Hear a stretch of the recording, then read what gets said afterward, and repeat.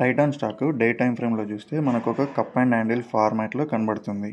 అలాగే మనకు ఇక్కడ ఏవైతే ఈ లోయర్ హైస్ ఇవి ఫార్మాట్ అయ్యాయో ఈ లోయర్ హైస్ అన్నింటినీ బ్రేక్ చేసి ఒక హయ్యర్ హై మళ్ళీ ఒక హయ్యర్లో హయ్యర్ హై ఫామ్ అయింది. ఇప్పుడు కూడా ఫామ్ అయింది, హయ్యర్ లో అనేది ఫామ్ అయి మళ్ళీ ఇక్కడ నుంచి పైకి వెళ్ళే అవకాశం ఉంటుంది. అలాగే మనం స్వింగ్ని ఫిబొనాచి రిట్రేస్మెంట్ చూసుకున్నట్లయితే ఈ స్వింగ్ నుంచి ఇక్కడికి డ్రా చేస్తే మనకి లెవెల్స్ అనేటివి 50-60 గోల్డెన్ లెవెల్గా యాక్ట్ అవుతుంది.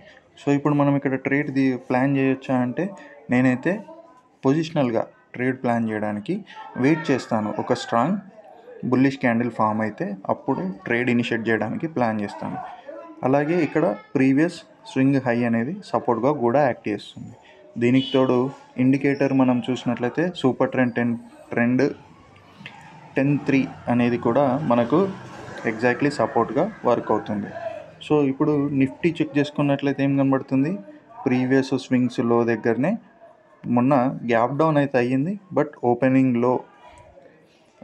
అండ్ లో ఈక్వల్గా ఉండి మళ్ళీ మార్కెట్ అయితే రికవర్ అయ్యింది.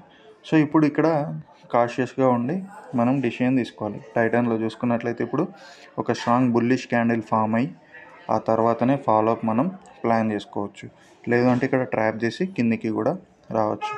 ఇది కేవలం నాకు కనిపించింది, అంటే నేను ఇలా అనాలిసిస్ చేశాను. మరి మీరు ఎలా అనాలిసిస్ చేస్తున్నారు నాతో షేర్ చేసుకోవాలనుకుంటే కామెంట్లో షేర్ చేయండి. నచ్చితే ఫాలో అవ్వండి, ఇంకా నేర్చుకుందాం.